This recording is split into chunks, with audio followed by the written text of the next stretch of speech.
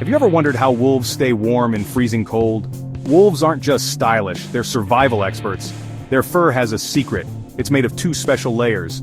The soft undercoat acts like a cozy blanket, trapping heat close to their bodies.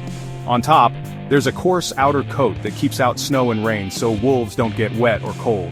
This double-layered fur lets them run through icy forests and snowy tundra without freezing.